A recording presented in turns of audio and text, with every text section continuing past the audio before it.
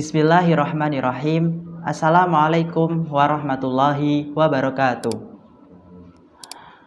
Alhamdulillahirabbil alamin, wassalatu wassalamu ala asrofil anbiya'i wal mursalin wa ala alihi wa sahbihi ajmain, amma ba'd.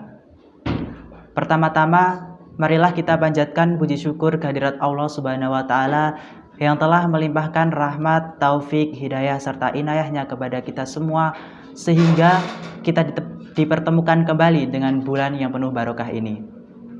Yang kedua, sholawat serta salam senantiasa tercurahkan kepada junjungan kita Nabi Muhammad SAW yang kita nantikan syafaatnya di yaumul akhir.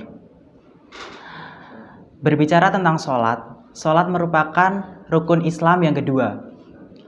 Dalam agama Islam, menjalankan sholat hukumnya adalah wajib. Sebagai seorang muslim, kita harus selalu patuh dan tunduk kepada Allah Subhanahu wa taala, terutama dalam hal sholat. Berbicara tentang sholat, ada banyak jenis sholat dalam agama Islam, seperti sholat fardu, sholat duha, sholat tahajud, sholat taraweh, dan lain sebagainya. Adapun yang akan saya sampaikan di sini adalah tentang sholat fardu.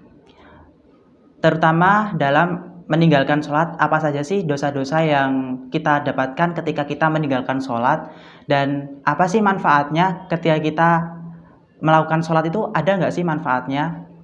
Nah, teman-teman semua yang insya Allah dirahmati oleh Allah Subhanahu wa taala, amalan yang pertama kali dihisab ketika di akhirat adalah sholat kita. Apabila sholat kita buruk, tentunya amalan-amalan yang lain juga akan buruk. Nah, dalam hadis juga ada yang meriwayatkan bahwasanya pembatas antara seorang muslim dengan kekafiran adalah sholat. Dari Jabir bin Abdillah, Rasulullah SAW bersabda, "Baina rajuli wa baina syirki wal kufuri tarkus sholah," yang artinya pembatas antara seorang muslim dan kesyirikan serta kekafiran adalah meninggalkan sholat. Hadis riwayat Muslim nomor 257. Teman-teman semua yang insya Allah dirahmati Allah Subhanahu wa ta'ala, lalu bagaimana dengan dosa meninggalkan sholat?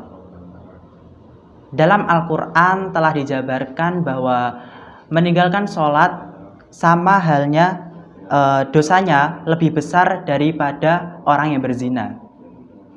Nah, adapun nisbah dari orang yang meninggalkan sholat adalah 1. Jika 1 kali meninggalkan sholat subuh, maka hukumannya adalah masuk neraka selama 30 tahun. Kita tentu semua sudah tahu ya, 1 tahun di akhirat itu, 1 hari di akhirat itu berapa tahun di bumi? Tentu sangat lama.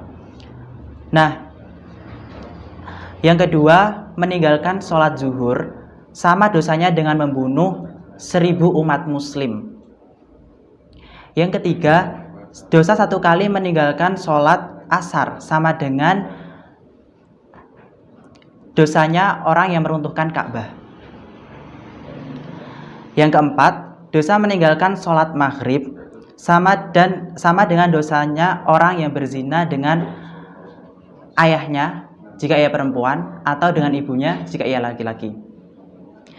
Nah, yang terakhir adalah apabila 1 kali meninggalkan sholat isya, maka ia tidak akan diridhoi oleh Allah untuk tinggal di bumi dan akan didesak mencari bumi atau tempat hidup yang lain.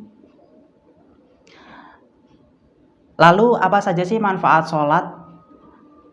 Manfaat sholat sangat banyak teman-teman semua, terutama dalam hal kesehatan kita.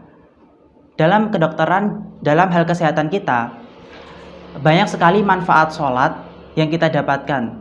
Seperti contohnya meningkatkan sirkulasi darah pada tubuh kita, meningkatkan pencernaan, mengatasi sembelit, meredakan sakit punggung dan nyeri sendi, meningkatkan kesehatan jantung, dan meringankan stres. Nah, kenapa sih kita harus sholat? Sholat adalah bagian penting dari kehidupan kita, teman-teman semua.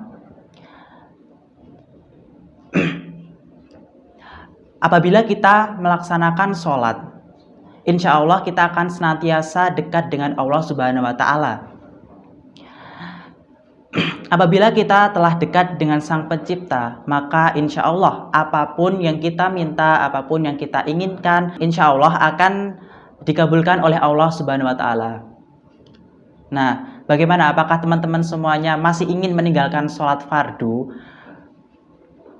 Nah, mungkin itu saja yang dapat saya sampaikan pada kesempatan kali ini. Jika ada salahnya, saya mohon maaf. Dan saya ingin berpesan kepada teman-teman semuanya, kita semua adalah pendosa. Jadi, sholat itu adalah penting ya teman-teman semuanya. Baik kita telah melakukan dosa apapun, kita seburuk apapun diri kita tetap harus menjalankan sholat kita. Mungkin itu saja dari saya.